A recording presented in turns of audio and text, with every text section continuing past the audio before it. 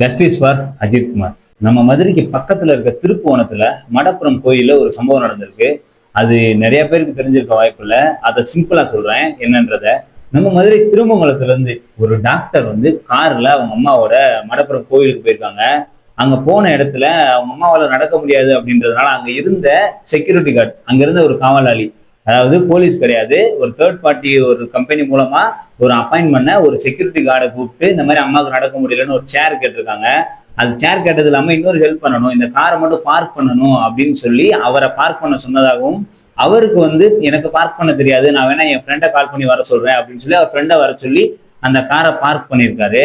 அந்த காரை பார்க் பண்ண பிறகு அவங்க சாமி கும்பிட்டு கிளம்பிட்டாங்க. கிளம்புன கொஞ்ச நேரம் கழிச்சு போலீஸ் ஸ்டேஷன்ல இருந்து இவரை வந்து கான்டாக்ட் பண்றாங்க. நேர்ல வந்து இவரை கூட்டு போறாங்க. இந்த மாதிரி அந்த கார்ல நகை இருந்ததாகவும் அந்த நகையை இவர் திருடிட்டதாகவும் எங்க வச்சிருக்கேன் அப்படின்ற மாதிரி கேட்டிருக்காங்க. இவரை மட்டும் இல்லாம அந்த பார்க் பண்ணவரு, அப்புறம் இவரோட தம்பி, இந்த மாதிரி எல்லாரையுமே கூட்டு போயிட்டு அடிச்சிருக்காங்க.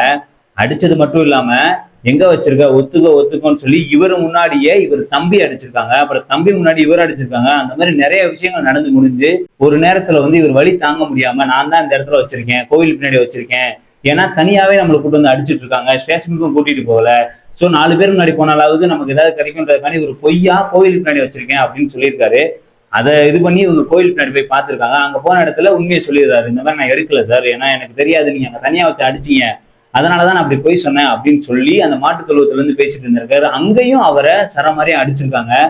அடிச்சதுல அவரு வந்து சுயநலம் வந்து கீழே விழுந்ததாக ஒரு தகவல் இருக்கு.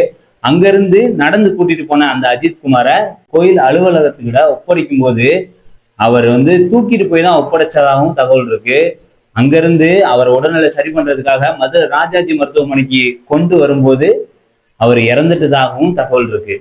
இதுல இருந்து நம்ம என்ன யோசிக்கிறோம் அப்படின்னா, ஒரு சாமானிய மனுஷனுக்கு இப்படி நடந்தா அது கேள்வி கேட்க யாரும் இல்லையா? இதுக்கு முன்னாடி சாத்தான் குளத்துல ஒரு மொபைல் கடை உரிமையாளர், அவங்க அப்பா பையன் 2 பேருமே இதே மாதிரிதான் ஒரு விஷயம் நடந்தது. ஆனா அப்ப எல்லாருமே இதை பரபரப்பா பேசுனாங்க. ஆனா இன்னைக்கு ஒரு காவலாளிக்கு இப்படி ஒரு விஷயம் நடந்திருக்கு, ஆனா பொதுவா யாரும் பெருசா பேசல. இதை பத்தின உங்களோட கமெண்ட் என்ன அப்படின்றத நீங்க கமெண்ட்ல பண்ணுங்க. என்னோட கமெண்ட் என்ன அப்படின்னா, அவங்க கம்ப்ளைண்ட் கொடுத்தாங்கன்னா அந்த தப்ப ஒரு பண்ணாரா இல்லையான்றத ஃபர்ஸ்ட் விசாரிச்சிருக்கணும். அது ஏன் விசாரிக்காம அவங்க நேரடியா அடிச்சாங்க அப்படின்றது தெரியல. ஃபர்ஸ்ட் ஆஃப் ஆல் அவங்க கொண்டு வந்து கார்ல தான் அவங்க டிரைவ் பண்ணி வந்திருப்பாங்க. ஆனா ஏன் அவங்க பார்க் பண்ணாம இவரை பார்க் பண்ண சொன்னாங்க? 2வது விஷயம், இவரும் பார்க் பண்ண தெரியாது, டிரைவிங் தெரியாதுன்னு சொல்லியிருக்காரு. இவர் ஃப்ரெண்டை கூட்டிட்டு வர்ற வரைக்கும் ஏன் அவங்க வெயிட் பண்ணாங்க? இந்த மாதிரியான நிறைய குழப்பங்கள் இருக்கு.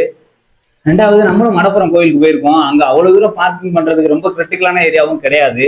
அதெல்லாம் ஏன் பண்ணாங்க அப்படின்ற கேள்வி எனக்கு இருக்கு. உங்களுக்கும் இந்த மாதிரி நிறைய கேள்வி இருந்தா கமெண்ட் பண்ணுங்க. இன்னும் இதை தீர விசாரிச்சுட்டு அடுத்த வீடியோ நம்ம போஸ்ட் பண்ணுவோம்.